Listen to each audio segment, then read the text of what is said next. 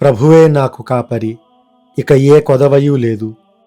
అతడు నన్ను పచ్చిక పట్టులలో విశ్రమింపచేయును, శాంతికరమైన జలముల యొద్దకు నడిపించుకుని పోవును. 23వ కీర్తన 1వ వచనము మరియు 2వ వచనము. పాస్కా కాల 4వ ఆదివారము. ప్రతి సంవత్సరము 4వ పాస్కా కాల ఆదివారాన్ని దైవ పిలుపు ఆదివారము మరియు మంచి కాపరి ఆదివారము అని పిలుస్తూ ఉంటారు. 7 వారాల పాటు సాగేటువంటి పాస్కా కాలంలో ప్రతి సంవత్సరము మొదటి 3 వారాలు ఉత్థాన క్రీస్తు ప్రభుని యొక్క దివ్య దర్శనాలకు కేటాయించబడతాయని మనం గత వారం చెప్పుకున్నాం. అలానే ప్రతి పాస్కా కాలంలో 4వ ఆదివారాన్ని మంచి కాపరి ఆదివారంగా శ్రీసభ కేటాయించింది. తల్లి తిరుసభ దైవార్చనని ఎంత అందంగా అలంకరించిందో మరోసారి మనకు ఈ ఆదివారం ద్వారా రుజువవుతుంది.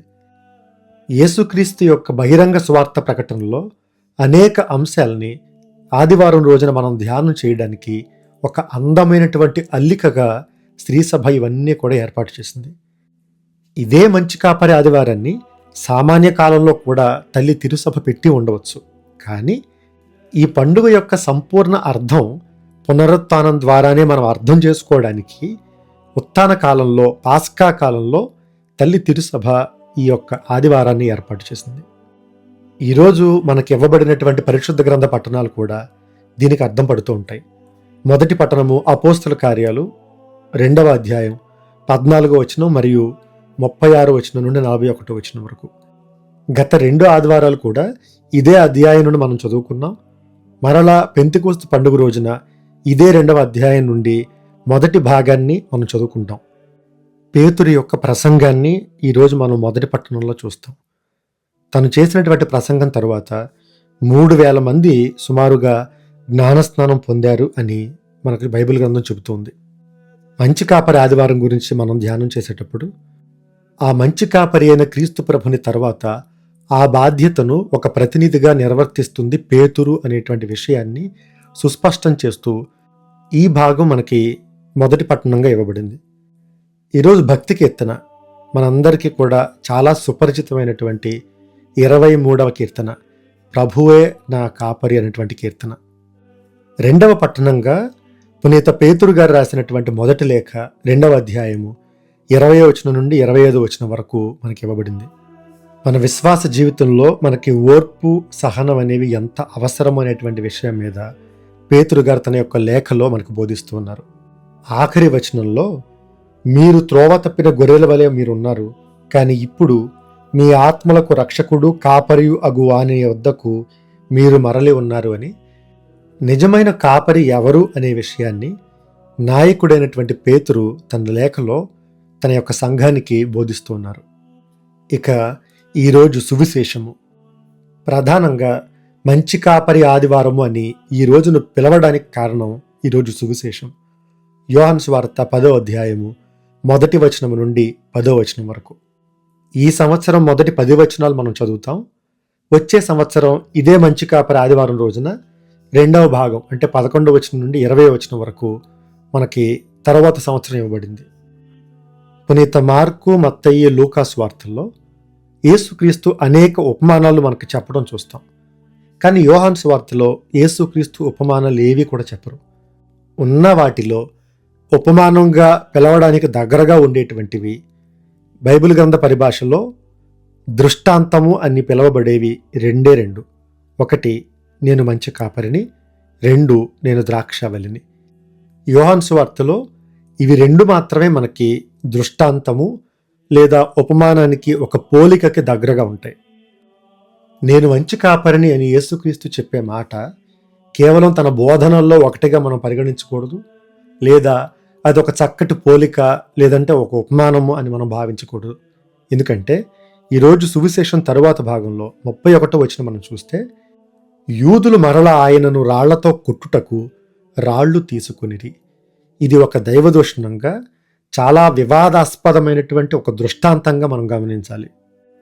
2వ అంశంగా ఎందుకు పునరుత్థాన కాలంలో మనం మంచి కాపరి ఆదివారం జరుపుకుంటామంటే, మత్తయి సువార్త 26వ అధ్యాయం 31వ వచనంలో, నేను గొర్రెల కాపరిని కొట్టుదును, మందలోని గొర్రెలు చెల్లాచెదురగును అని వ్రాయబడి ఉన్నది. సరిగ్గా యేసుక్రీస్తు సిలువ వేయబడడానికి తీసుకొని వెళ్లే ముందు తాను ఒక కాపరి అని, తనను కొట్టడం ద్వారా, తన మరణానికి గురి కావడం ద్వారా గొర్రెలన్నీ కూడా చెల్లాచెదురైపోతాయి అని అక్కడ యేసుక్రీస్తుని యొక్క పాటుల ప్రస్తావన దగ్గర మనం గమనిస్తాం. అందుకే యేసుక్రీస్తు ఉత్థానము తరువాత చెదిరిపోయినటువంటి తన గొర్రెల మందను ఉత్థాన కాపరిగా తాను ప్రోగు చేసుకుంటూ వారందరినీ ఒక మందగా చేర్చేటువంటి ఆదివారాన్ని మనం ఈరోజు జరుపుకుంటూ ఉన్నాం. ఈరోజు మన యొక్క ధ్యానానికి 3 అంశాలను మనం ఎంచుకోవచ్చు. మొదటిది ద్వారము, రెండవది స్వరము, మూడవ అంశము జీవము. మొదటి అంశము ద్వారము. ఈరోజు సువిశేష భాగంలో నేను మంచి కాపరిని అనే మాటలు మనకు కనిపించవు, ఎందుకంటే అవి వచ్చే సంవత్సర సువిశేషంలో మనం చదువుతాం. కానీ ఈరోజు మనకు ప్రధానమైనటువంటి అంశంగా మంచి కాపరి ఆదివారంలో మనకు కనిపించేది గొర్రెలు పోవు ద్వారమును నేనే అని మీతో నిశ్చయముగా చెప్పుచున్నాను. యోహాను సువార్తలో ఒక నూతన సృష్టిగా 7 రోజులు మనకు కనిపిస్తాయి. యేసుక్రీస్తు 7 సార్లు నేనే అనేటువంటి మాటను చెప్తారు. ఇంగ్లీష్లో ఐ యామ్, గ్రీకు భాషలో ఎగో ఎయిమి. నేనే జీవాహారము, నేనే వెలుగు, నేనే ద్వారము, నేను మంచి కాపరి, నేనే పునరుత్థానము, నేనే మార్గమును సత్యమును జీవమును, చివరిగా నేను ద్రాక్షావల్లిని. ఇలా 7 సార్లు నేను అనేటువంటి మాటను, ఐ యామ్ అనేటువంటి మాటను యేసుక్రీస్తు ఉపయోగిస్తారు. దీనికి కారణం పాత నిబంధనలో మండుచున్న పొద రూపంలో మోషే ప్రవక్తతో యావే దేవుడు మాట్లాడినప్పుడు, నిన్ను ఎవరు పంపించారు అని నన్ను ప్రజలు అడిగితే నేనేం చెప్పాలి అన్నప్పుడు నేను ఉన్నవాడను అని చెప్పమంటారు. అక్కడ ఐ యామ్ హూ యామ్, ఇంగ్లీష్లో ఐ యామ్. కాబట్టి యేసుక్రీస్తు ఐ యామ్ అంటే నేను అనేటువంటి మాటను ఉపయోగించిన ప్రతిసారి కూడా పాత నిబంధనలో తండ్రి పలికినటువంటి మాటలకు ఇవి ప్రతిబింబంగా నిలుస్తాయి. అలాగే యోహాను సువార్తలో యేసుక్రీస్తు 7 అద్భుత చిహ్నాలని అంటే అద్భుతాలని చేస్తున్నట్టుగా యోహాను గారు రాస్తారు. యేసుక్రీస్తు ఇంకా ఇతర అద్భుతాలు కూడా చేశారు, కానీ తాను కేంద్రీకరించింది కేవలం ఈ 7 అంశాలని. అవి కూడా ఉద్దేశపూర్వకంగా లోతైన అర్థంతో పేర్కొన్నట్టుగా మనకు అనిపిస్తుంది.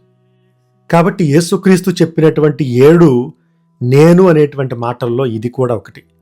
ఎందుకు దీన్ని దైవ దూషణము అని అన్నాను అంటే, ఈరోజు భక్తి కీర్తనే దానికి సమాధానం. కాపరి ఎవరు అంటే పాత నిబంధనలో యావే దేవుడు కాపరి, ఇశ్రాయేలు గొర్రెల యొక్క మంద. కాబట్టి ఈ దృష్టాంతాన్ని తీసుకుని యేసుక్రీస్తు నేను మంచి కాపరిని లేదా గొర్రెలు నా స్వరాన్ని వింటాయి అని చెబుతున్నారంటే తనను తాను దేవునితో తండ్రితో సమానంగా చేసుకుంటున్నట్టు. అందుకే యేసుక్రీస్తును చంపడానికి వాళ్ళు రాళ్ళు తీసుకున్నారు. పాత నిబంధనలో యావే దేవుడు వాళ్ళ కాపరి అయితే నూతన నిబంధనలో యేసుక్రీస్తు. ఈరోజు మనకు ఆ కాపరికి ప్రతినిధిగా ఎవరు ఉంటారు అంటే రోము నగరంలో ఉన్నటువంటి పాపుగారు. తన యొక్క సహోదరులుగా ప్రతి మేత్రాసనంలో పనిచేసేటువంటి ప్రతి మేత్రానులు, పీఠాధిపతులు ఈ కాపరి యొక్క బాధ్యతను వాళ్ళు చేపడుతూ ఉంటారు.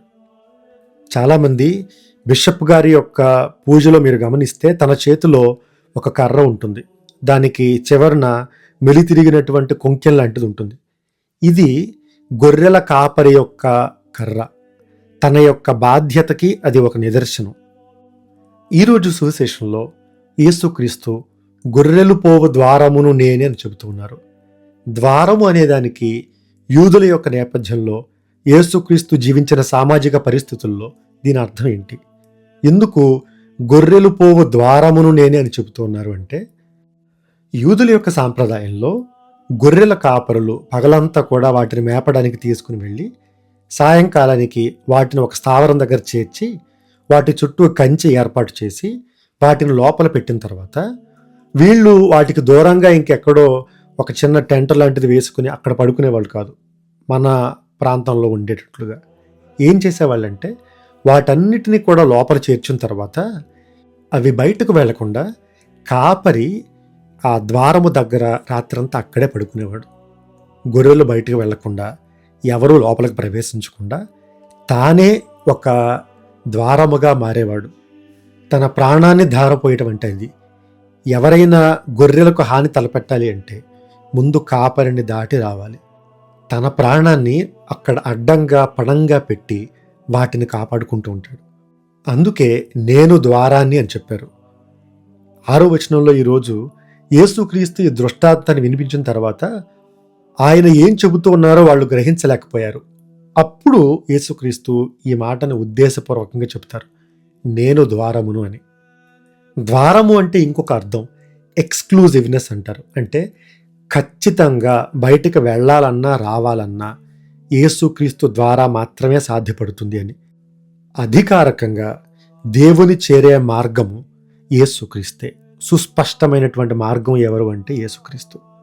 ఇప్పుడు ఇశ్రాయేలీయులు అందరూ కూడా ఒక గొర్రెల మందగా ఉన్నప్పుడు వాళ్ళు ఒక ద్వారము అనగానే వాళ్లకు గుర్తొచ్చేది యెరూషలేము దేవాలయము యొక్క ద్వారము. గొర్రెలు ప్రవేశించే ద్వారాన్ని నేనే అంటే ఆలయ ద్వారమును నేనే అనేటువంటి అర్థం కూడా ఇక్కడ స్ఫురిస్తుంది. దేవుని చేరుకోవడానికి మార్గం ఏదైనా ఉంది అంటే అది యేసుక్రీస్తు మాత్రమే. గోడ దూకి లేదా ఇతర మార్గంలో ప్రవేశించే వాళ్ళు కూడా ఉంటారు. అది సాధికారత కాదు. వేరే దేశం వెళ్ళేటువంటి ప్రయత్నం చేసే వాళ్ళకి వీసా అనేది ఒకటి ఉంటుంది. అంటే అధికారకంగా ఆ దేశం ఇచ్చేటువంటి అనుమతి. ఇది పొందకుండా అనధికారకంగా వలస ప్రజలుగా అక్రమంగా వేరే దేశంలోకి ప్రవేశించేటువంటి వలస ప్రజలు శరణార్థులు కూడా ఉంటారు. కానీ వాళ్ళకంటూ ఒక గుర్తింపు, సంరక్షణ, హక్కు, పౌరసత్వం ఇవన్నీ కూడా ఉండవు. అందుకే యేసుక్రీస్తు చెప్పినటువంటి మాట నేను ద్వారమును అంటే యెరూషలేము దేవాలయ ద్వారము అనేటువంటి అర్థంలో కూడా మనం దీన్ని ఆపాదించవచ్చు. ఈరోజు మనకి ఇవ్వబడినటువంటి భక్తి కీర్తన 23వ కీర్తన అని చెప్పుకున్నాం కదా. దాని తరువాత ఉండేటువంటి కీర్తన 24వ కీర్తన మనం చదివితే ప్రభువు దేవాలయంలో ప్రవేశం చేయటం చాలా సుప్రసిద్ధిగాంచినటువంటి ఈ మాటలు.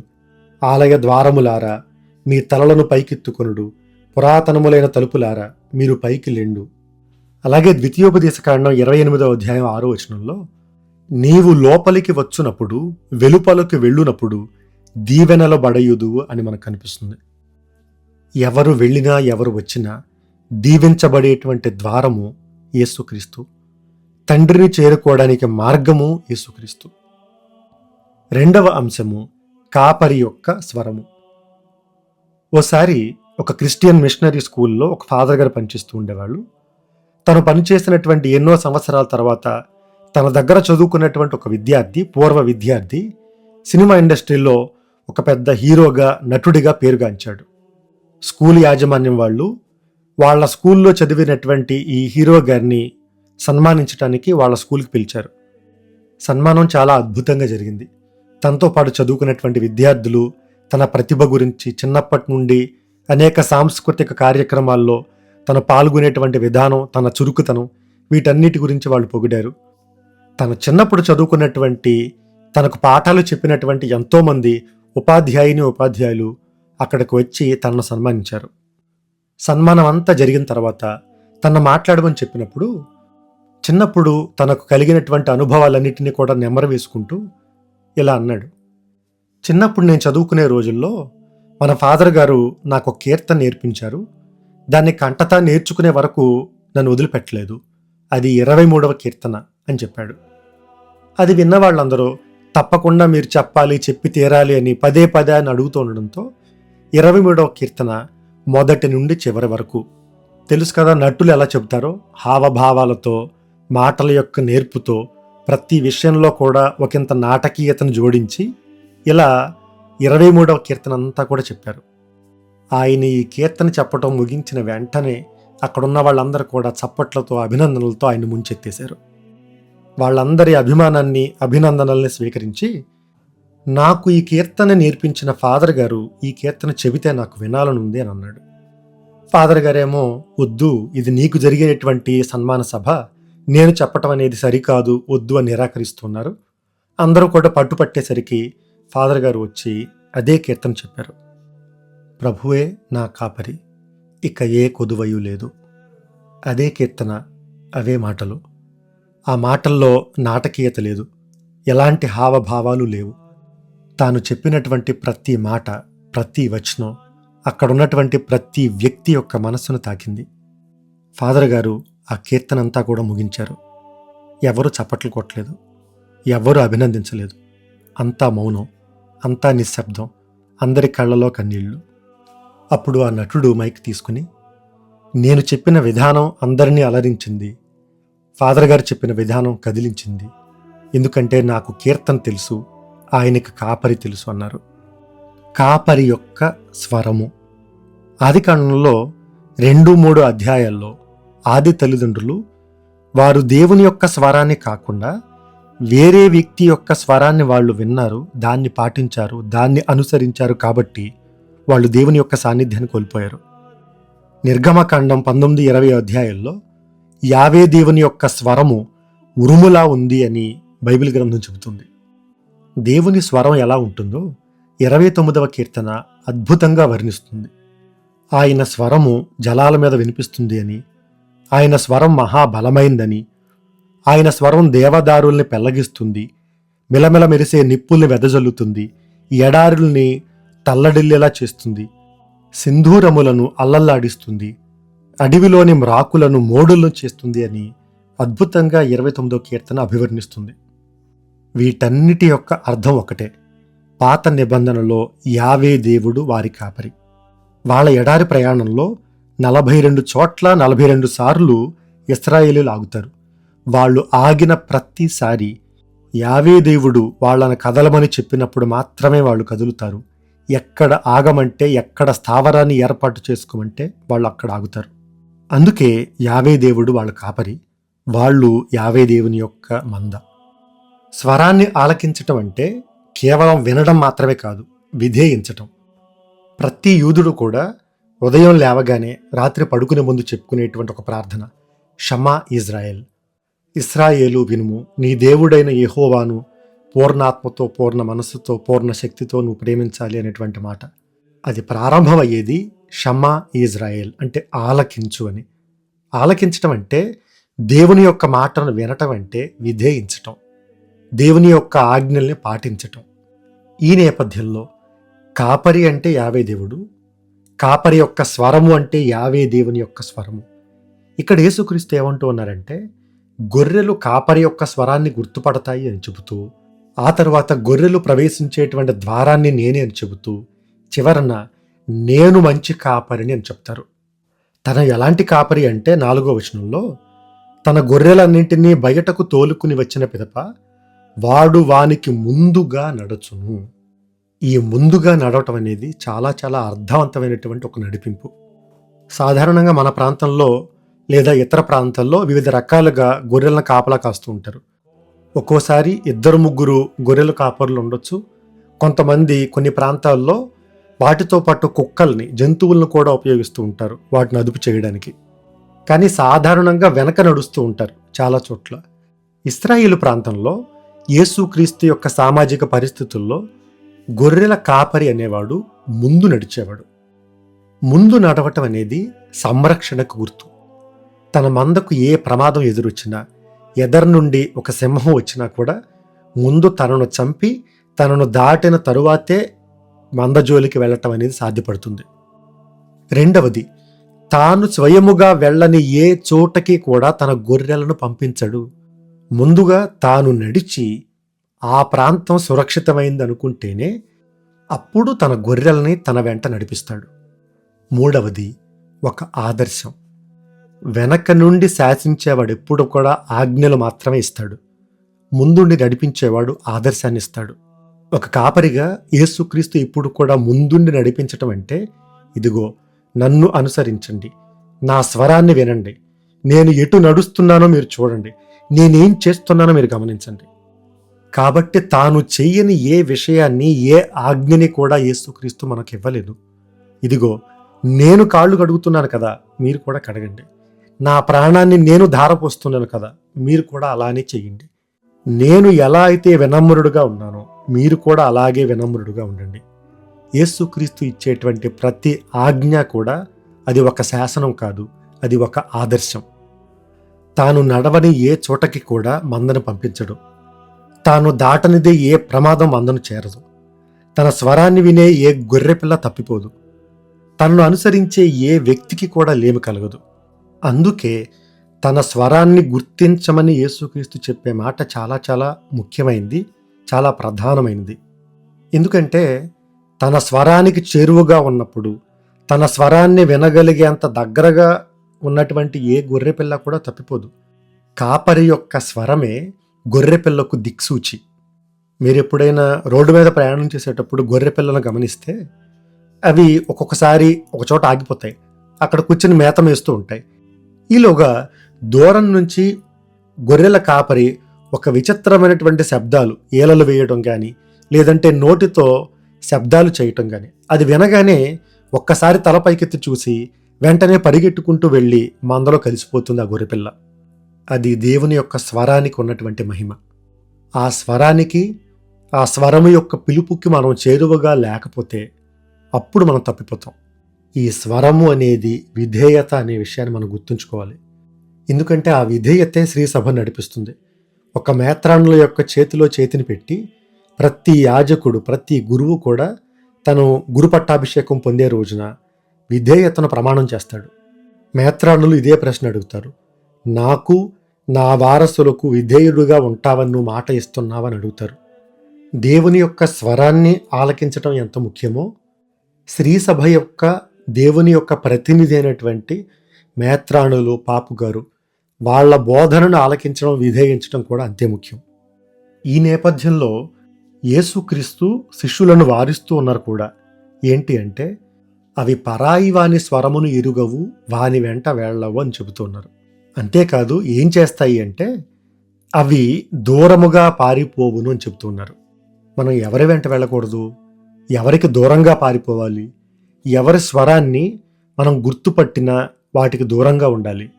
ఇది మనకి అర్థం కావాలి అంటే పాత నిబంధనలో యెహెజ్కేలు ప్రవక్త గ్రంథం 34వ అధ్యాయం మనం చదవాలి. అక్కడ 1వ వచనం నుండి 10వ వచనం వరకు యావే దేవుని యొక్క మాటల్లో ఒక ఆవేదన, ఒక ఆక్రందన, ఒక బాధ మనకు కనిపిస్తుంది. ఇశ్రాయేలు దేశానికి, ఇశ్రాయేలు రాజ్యానికి కాపరి ఎవరు అంటే యావే దేవుడు. ఈ మందను నడిపించటానికి యావే దేవుడు రాజులను ఎన్నుకున్నారు. ముఖ్యంగా గొర్రెల కాపరి అయినటువంటి దావీదు రాజుని ఎన్నుకొని తనకు ఈ బాధ్యతను అప్పగించారు. కానీ ఆ తరువాత దావీదు సంతతి వాళ్ళు, దావీదు వంశం వాళ్ళు ఈ బాధ్యతను సరిగ్గా నిర్వర్తించడంలో వాళ్ళు విఫలమయ్యారు. రాజులు కానీ, ప్రవక్తలు కానీ, దేవుడు ఒక బాధ్యతను, ఆధ్యాత్మికమైనటువంటి బాధ్యతను అప్పగించిన ప్రతి ఒక్కరిని కూడా తీవ్రమైనటువంటి మాటలతో ఖండిస్తూ ఉంటారు. మంద యొక్క ఆలనా పాలన చూడకుండా వాళ్ళ కడుపులు వాళ్ళు నింపుకోవడానికి గొర్రెల యొక్క పాలు తాగుతూ, వాటి యొక్క ఉన్ని నుండి వాళ్ళు బట్టలు చేసుకుంటూ, వాటిలో ఏదైనా గొర్రె పిల్లకి దెబ్బ తగిలితే వీళ్ళు కనీసం కట్టు కూడా కట్టట్లేదంట, దానికి ఏ మందు వేయట్లేదంట.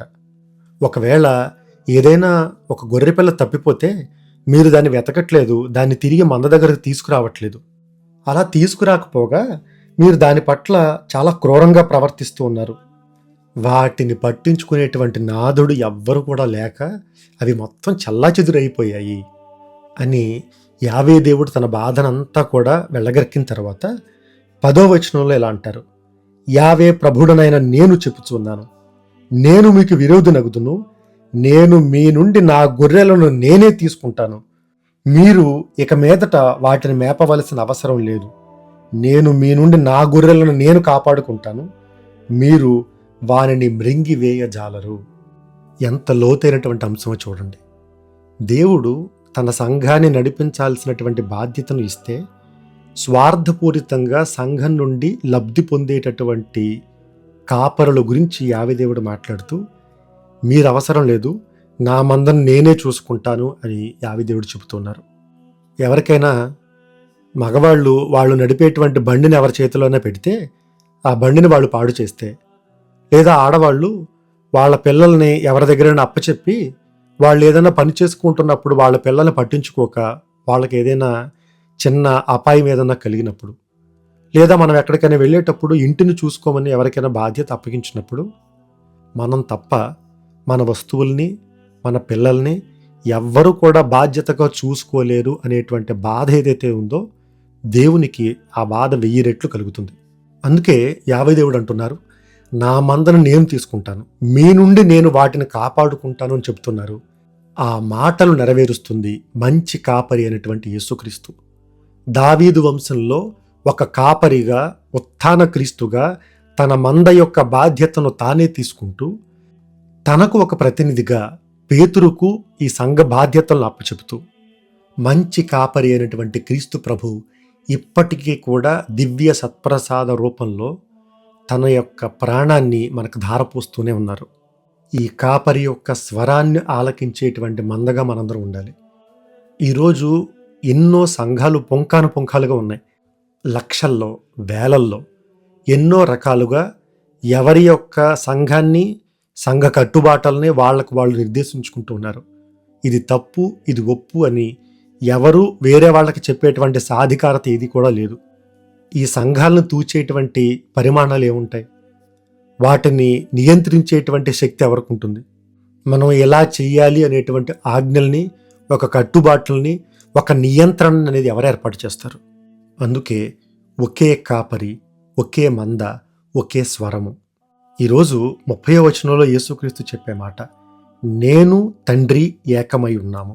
ఈ మాట విన్న వెంటనే యూదులు రాళ్ళు తీసుకుని యేసుక్రీస్తుని చంపడానికి బయలుదేరారు. కానీ వాళ్ళలో కొంతమందికి యేసుక్రీస్తు యొక్క స్వరాన్ని గుర్తించేటువంటి విశ్వాసం ఉండింది. అందుకే 42వ వచనం ఈ అధ్యాయం ఆఖరున మనకు కనిపించే మాట, అక్కడ అనేకులు ఆయనను విశ్వసించిరి. మనకు అనేక స్వరాలు వినిపిస్తాయి, కానీ మనం అనుసరించాల్సింది యేసుక్రీస్తుని యొక్క స్వరాన్ని మాత్రమే. అలానే ద్వంద్వ అనుసరణ అనేది సాధ్యపడదు. ఒకేసారి 2 స్వరాలని, 2 కాపరుల యొక్క మాటల్ని మనం ఆలకించటం అనేది సాధ్యపడదు. సంపూర్ణ విధేయత, సంపూర్ణ సమర్పణ ద్వారా మాత్రమే ఇది సాధ్యపడుతుంది. 3వ అంశము జీవము. ఈరోజు సువిశేషంలో 10వ వచనంలో యేసుక్రీస్తు ఇలా అంటున్నారు, నేను జీవమునిచ్చుటకును దానిని సమృద్ధిగా ఇచ్చుటకును వచ్చి ఉన్నాను. ఈ దృష్టాంతం యొక్క నేపథ్యంలోనే మనం ఈ మాటను అర్థం చేసుకుంటే, నేను జీవాన్ని సమృద్ధిగా ఇవ్వడానికి వచ్చాను. ఒక గొర్రె పిల్లకి సమృద్ధి కలిగినటువంటి జీవం ఎప్పుడు ఉంటుంది? తాను కాపరి దగ్గర ఉన్నంత వరకు ఉంటుంది. ఎందుకంటే తనకు కావలసినటువంటి సమృద్ధి కలిగినటువంటి జీవం కాపరే. కాపరి యొక్క సాంగత్యాన్ని మించిన సమృద్ధి లేదు. కాపరి యొక్క సంరక్షణకు మించినటువంటి సంపద లేదు. ప్రతి గొర్రెల కాపరి తన గొర్రె పిల్లలను మేపడానికి ఈ రోడ్డు గుండా తీసుకుని వెళతాడు. ఇంకో రోజు వేరే మార్గంలో వెళ్లాల్సిన అవసరం రావచ్చు, కానీ తను నమ్మాలి. గొర్రెల కాపరి ఎట్టు చెబితే అక్కడికి వెళ్ళేటువంటి నమ్మకం ఉండాలి ముందు. అదేంటి నిన్న అటువైపు తీసుకుని వెళ్ళారు, అటువైపు పచ్చిక ఉంది అని మనం అనుకుంటే, మనం పచ్చిక అని అనుకునే చోట అక్కడ జారి పడేటువంటి ప్రమాదం ఉండేటువంటి అవకాశం ఉండొచ్చు. కాపరికి మనకంటే ఎక్కువ తెలుసు. కాపరిని అనుసరించాలి, కాపరిని అనుకరించాలి, కాపరిని మనం నమ్మాలి. అలాగే ఈరోజు కాపరులందరి కోసం ప్రార్థన చేయాలి. మేత్రాణుల కోసం, గురువుల కోసం, అలాగే దైవ పిలుపు కోసం. మన సమాజంలో ఉండేటువంటి అనేక మార్పుల కారణంగా, అలానే కుటుంబాల్లో, కుటుంబ వ్యవస్థలో పిల్లలు కూడా తక్కువగా ఉండటం వల్ల దైవ పిలుపుకు స్పందించేటువంటి వ్యక్తుల యొక్క సంఖ్య చాలా తగ్గింది. రాబోయేటువంటి సంవత్సరాల్లో శ్రీసభని, మన సంఘాన్ని నడిపించటానికి గురువులు, మఠవాసుల యొక్క కొరత అనేది ఉండేటువంటి ప్రమాదం ఉంది. పంట మెక్కుటము, పనివారు తక్కువ మంది ఉన్నారు అనేటువంటి మాట ఇప్పటికీ కూడా ముమ్మాటికి అది నిజం. ముఖ్యంగా ఈరోజు సువిశేషం నుండి మన కుటుంబ జీవితంలో మనం అన్వయించుకోవడానికి ఒక అంశము కాపరి యొక్క నడిపింపు. ఎలా అయితే కాపరి ముందుండి, ఇదిగో నేను ఎలా నడుస్తున్నానో, ఎటువైపు వెళుతున్నానో మీరు నన్ను చూడండి, నేను ఏం చేస్తున్నానో మీరు అలానే చెయ్యండి అని ఒక ఆదర్శాన్ని యేసుక్రీస్తు ఎలా అయితే గొర్రెల మందకు ఇస్తూ ఉన్నారో, మనం కూడా అలానే మన ఇంట్లో ఉన్న పిల్లలకి ఏదైనా నేర్పించాలి అంటే ముందు మనం ఒక ఆదర్శాన్ని ఇవ్వాలి. అలా కాకుండా ఒక సిగరెట్లు తాగే తండ్రి, లేదా మద్యానికి బానిసైపోయినటువంటి ఒక తండ్రి 24 గంటలు టీవీనో ఫోనో వాడుతూ పిల్లలకి మాత్రం మీరు ఇలా ఉండండి, మీరు గుడికి వెళ్ళండి అని ఒక తండ్రి చెబితే అది కేవలం ఒక ఆజ్ఞ అవుతుంది, కానీ ఆదర్శం ఎప్పటికీ కాదు. ఒక చిన్న ఉదాహరణ, మనం గుడికి వెళ్ళటం అనేది ముఖ్యమే, కానీ ప్రతిసారి మనం గుడికి ప్రశాంతంగా ఒక 10 నిమిషాలు ముందు కాకుండా ప్రతిసారి పరిగెట్టుకుంటూ పూజ మొదలైన తర్వాత ఒక 10 నిమిషాలకి లేదా ఒక 5 నిమిషాలకి, ప్రవేశ గీతం అయిపోయిన తర్వాత లేదా మహిమ గీతం పాడేటప్పుడు, పట్టణాలు చదివేటప్పుడు మనం ప్రతిసారి అలానే వెళుతున్నాం అనుకోండి, మన పిల్లలకు మనం ఏం నేర్పిస్తున్నట్టు? ఆఖరి నిమిషంలో మనం ఇలా వెళ్ళినా కూడా సరిపోతుందని నేర్పిస్తున్నట్టు. అదే చిన్నప్పటి నుండి ప్రతిసారి దేవాలయానికి ఒక 10 నిమిషాలు లేదా ఒక పావుగంట ముందే వెళ్ళి అక్కడ మనం మౌనంగా కాసేపు అలా కూర్చున్నా పర్వాలేదు, కానీ ప్రారంభమైన తర్వాత వెళ్ళటం అనేది సరికాదు అని మనం పాటించామనుకోండి, మన పిల్లలకి అది ఒక ఆదర్శం అవుతుంది. జీవితంలో అది వాళ్ళు పాటించడానికి అది సులభం అవుతుంది. ఇంగ్లీష్లో ఒక సామెత ఉంది, what you do speaks so loud that I cannot hear what you say. అంటే నువ్వు చేసేది నాకు ఎంత గట్టిగా వినపడుతుందంటే నువ్వు చెప్పేది నాకు వినపడనంతగా. అది ఆదర్శానికి ఉండేటువంటి శక్తి. మనం ఏం చెప్పినా మనం చేసేది మాత్రమే ఎదుటి వాళ్ళు గమనిస్తారు. అలా ఒక ఆదర్శవంతమైనటువంటి కుటుంబాలుగా మనం జీవించాలి అని, మంచి కాపరి అయినటువంటి క్రీస్తు ప్రభుని యొక్క మందగా అతి ప్రియమైనటువంటి దేవుని బిడ్డలంగా మనం జీవించాలి అని, మంచి కాపరి అయినటువంటి క్రీస్తు ప్రభుని గురువులుగా, మఠవాసులుగా, కన్యస్త్రీలుగా జీవించడానికి మరింతమంది యువతీ యువకులు దేవుని పిలుపుకు స్పందించాలి అని వాళ్ళ కోసం కూడా ప్రార్థన చేద్దాం. ఒకే మంద, ఒకే కాపరిగా మనం ఎల్లప్పుడూ కూడా ఉండే సంఘంగా ఉండాలని ఆ దేవుని కృపను అర్థిద్దాం. సర్వశక్తిగల సర్వేశ్వరుడు పిత, పుత్ర, పవిత్రాత్మ మనలను ఆశీర్వదించి కాపాడునుగాక. ఆమెన్.